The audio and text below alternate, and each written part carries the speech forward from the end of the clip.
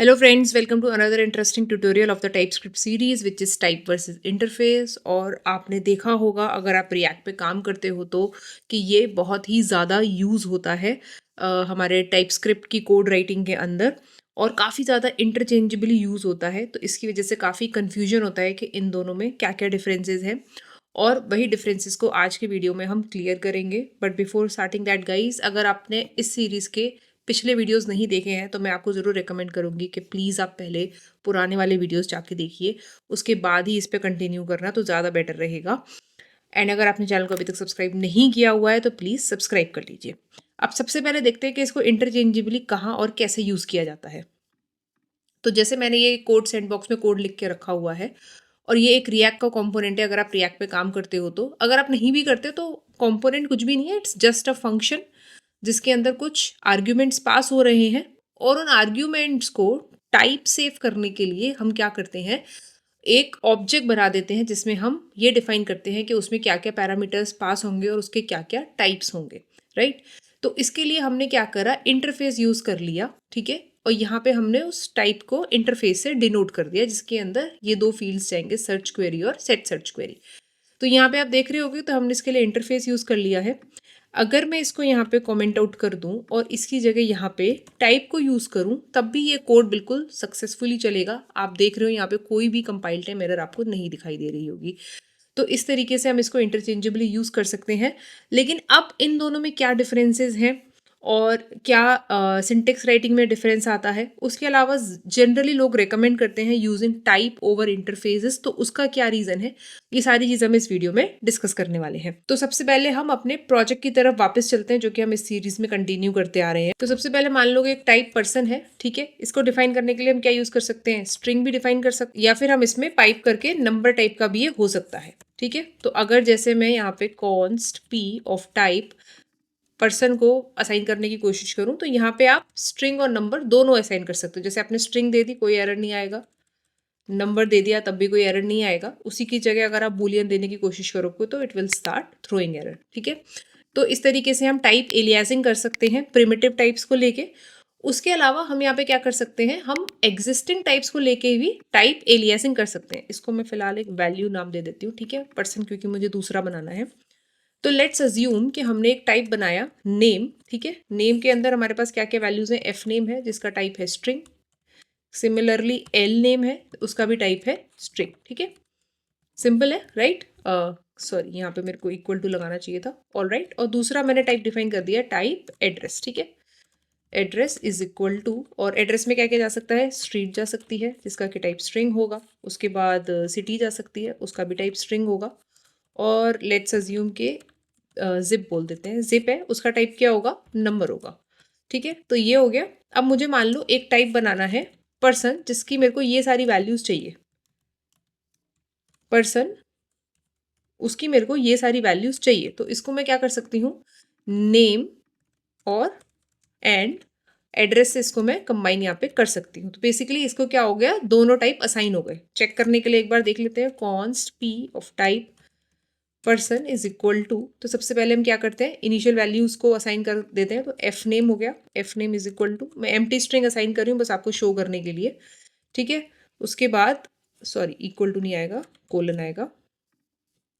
Similarly यहाँ पे हम एल नेम और इसको भी स्ट्रिंग बना सकते हैं, राइट। अभी देखो, अभी यहाँ पे अगर आप पी पे जाके देखोगे तो यहाँ पे अगर आप देखोगे type F name L name string is missing the following properties from type address street city और जिप। तो यानी कि ये तीनों टाइप्स भी ये मिस कर रहा है कहीं ना कहीं, राइट। तो अगर मैं यहाँ पे देखूँ स्ट्रीट, ठीक है, सिमिलरली यहाँ पे सिटी के लिए भी हम यही असाइन कर सकते हैं और जिप के लिए भी यही असाइन कर सकते हैं। सॉरी, यहाँ पे ये नंबर हमने दे दिया 1 2 3 4 कर देते हैं इसको, ठीक है। तो अब देखो यहाँ पे ये एरर बेसिकली आनी बंद हो गई। तो इसको सारे ही टाइप्स चाहिए थे, अगर आप एक भी टाइप हटा दोगे तो फिर से एरर थ्रो करना स्टार्ट कर देगा, ऑल राइट। तो इस तरीके से टाइप एलियासिंग करी जाती है। आप इसको इस तरीके से भी डिफाइन कर सकते हो, मान लो कि आपका टाइप एम्प्लॉय है, ठीक है। इसमें आपको पता है कि मेरे को टाइप इसका नेम तो चाहिए ही चाहिए, लेकिन इसके अलावा आपने सेपरेटली कोई भी टाइप डिक्लेयर नहीं करा हुआ है। तो आप क्या कर सकते हो, आपको मान लो कुछ और पैरामीटर भी चाहिए, तो हम इसमें सैलरी कोलन नंबर इस तरीके से इसको असाइन कर सकते हैं। अब आप चाहो तो इसका कांस्टेंट या वेरिएबल बना के आप देख लेना। अब बेसिकली ये वाली जो चीज़ होती है ना, इस तरीके से टाइप्स को एक्सटेंड करने वाली, ये इंटरफेसेस में भी करी जा सकती है, लेकिन इंटरफेस में करने का तरीका कुछ अलग होता है। तो जैसे इंटरफेस है, ठीक है, नॉर्मल कंपनी में स्टैंडर्ड होता है इसके आगे कैपिटल आई लगाने का, ठीक है। तो आप भी कोशिश करना कि आप ऐसे ही प्रेफर करो उसको यूज़ करना। तो फिर से वही रखते हैं, F name string and L name is again string, ठीक है, ये आ गया।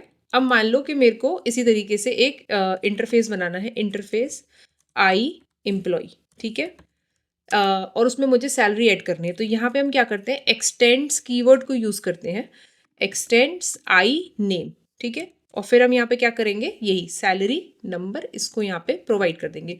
तो इससे क्या हुआ, हमारा जो इंटरफेस है वो एक्सटेंड हो गया। तो मैं आपको यहाँ पे भी लिख के दिखा सकती हूँ, const EMP of type I employ अगर है तो इसके अंदर अगर मैंने सिर्फ एफ नेम दिया, ठीक है, और एल नेम दिया, तो उसके बाद भी it will start throwing error कि इसके पास अभी सैलरी नहीं है। तो सैलरी कितनी देना चाहते हैं, 1 लाख दे देते हैं, ठीक है। तो ये फंक्शनैलिटी तो बेसिकली दोनों में सिमिलर है, बट अगर आप टाइप्स के केस में देखोगे तो it looks much cleaner as compare to an interface, जिसमें एक्सटेंड वगैरह करके हम थोड़ा सा देखने में मैसी लगता है कभी कभी। बाकी फंक्शनैलिटी बिल्कुल सेम है। दूसरी एक प्रॉपर्टी जो इंटरफेस में होती है वो क्या होती है कि हम इंटरफेस को दोबारा रीडिक्लेयर कर सकते हैं और फिर वो आपस में कंबाइन हो जाते हैं। तो उसको देखने के लिए मैं आपको एक बार बता देती हूँ कैसे होता है। तो जैसे कि मान लो अगर हमने एक इंटरफेस डिफाइन किया IEMP नेम के नाम से, ठीक है, और इसमें मैंने पास कर दिया एफ नेम, ठीक है, और इसका टाइप हो गया वही स्ट्रिंग हमारा, ठीक है। सिमिलरली मैं क्या करा, मैंने इसको यहाँ पे रीडिक्लेयर कर दिया और यहाँ पे अब मैंने इसमें पास कर दिया एल नेम, ठीक है। अब अगर मैं किसी भी कांस्टेंट को या वेरिएबल को ये वैल्यू दूंगी, EMP2 को मैं IEMP नेम टाइप का डिक्लेयर करूंगी, तो यहाँ पे it will ask for both values because ये दोनों इंटरफेसेस को कंबाइन कर देगा। तो जैसे अगर मैंने एफ नेम दिया तो यहाँ पे देखो अभी भी ये जो EMP2 है ये एल नेम मिसिंग बता रहा है, यानी कि हमें यहाँ पे अभी एल नेम पास करने की ज़रूरत और है, ठीक है। तो इस तरीके से ये जो दोनों इंटरफेसेस हैं ये कंबाइन हो गए यहाँ पे, और आप इनको रीडिक्लेयर भी कर सकते हो। इसके अलावा गाइस टाइप्स में एक चीज़ और थी, अगर आपको लिटरल टाइप्स डिफाइन करने हैं, जो मैं आपको पहले भी बता चुकी हूँ, जैसे मान लो टाइप स्टेटस है जिसकी 2 वैल्यू हो सकती हैं, सक्सेस या फिर फेलियर, ठीक है। तो उसके केस में जो है हमको टाइप ही यूज़ करना पड़ेगा। यहाँ तक कि कई बार ऐसा भी होता है कि मान लो इस इंटरफेस में मेरे को एल नेम के साथ साथ फॉर एग्जांपल स्टेटस भी डिफाइन करना है या EMP स्टेटस करके भी डिफाइन करना है, तो वहाँ पे हमको इस तरीके के टाइप्स को ही यूज़ करना पड़ जाता है, यानी कि यहाँ पे आप इसको इस तरीके से यूज़ कर सकते हो, ठीक है। तो ये चीज़ लेकिन सिर्फ और सिर्फ टाइप्स के थ्रू हो सकती है, इंटरफेसेस के थ्रू नहीं हो सकती है। अब आ जाते हैं लास्ट पार्ट पे, जो कि बहुत इंटरेस्टिंग है, जो कि मैंने बोला था कि बहुत लोग टाइप्स यूज़ करना रिकमेंड करते हैं। उसका क्या रीज़न है, उसके मेनली 2-3 रीजंस होते हैं। सबसे पहला तो ये जो मैंने आपको बताया, लिटरल टाइप सिर्फ आप टाइप से डिक्लेयर कर सकते हो। सेकेंड चीज़ जो होती है वो है कि जो मैंने आपको पहले भी बोला था कि बहुत ज़्यादा क्लियर है टाइप्स को एक्सटेंड करना, मतलब इसकी राइटिंग में और उसकी रीडिंग अंडरस्टैंडिंग में बहुत क्लैरिटी रहती है। लेकिन ये दोनों फिर भी उतने इंपॉर्टेंट रीज़न नहीं है। सबसे मेन रीज़न है जो हमने यहाँ पे देखा कि हम किस तरीके से एक इंटरफेस को रीडिक्लेयर कर देते हैं और फिर वो आपस में कंबाइन हो जाते हैं। तो जब आपका बहुत बड़ा कोड बेस होगा तो ये बहुत अनएक्सपेक्टेड रिजल्ट दे सकता है। ऐसा भी हो सकता है कि आपकी किसी लाइब्रेरी में, आपकी किसी डिपेंडेंसी में एक इंटरफेस डिक्लेयर्ड हो और फिर आप उसको रीडिक्लेयर कर दो और उसकी वजह से उसके जो टाइप्स हैं वो गलत हो जाएं आपके कोड बेस में। तो काफ़ी अनएक्सपेक्टेड चेंजेस आ सकते हैं इंटरफेस रीडिक्लेरेशन की वजह से। दैट्स वाई पीपल प्रेफर कि हम टाइप्स को यूज़ करें। तो गाइज बस यही था आज के वीडियो के बारे में। पसंद आया तो प्लीज़ लाइक शेयर सब्सक्राइब करना, कमेंट करके ज़रूर बताना। और नेक्स्ट वीडियो में हम डिस्कस करने वाले हैं एक्सेस मॉडिफायर्स और यूटिलिटी टाइप्स इन टाइपस्क्रिप्ट के बारे में। तो please stay tuned and stay subscribe. Till then see you in the next video. Bye bye.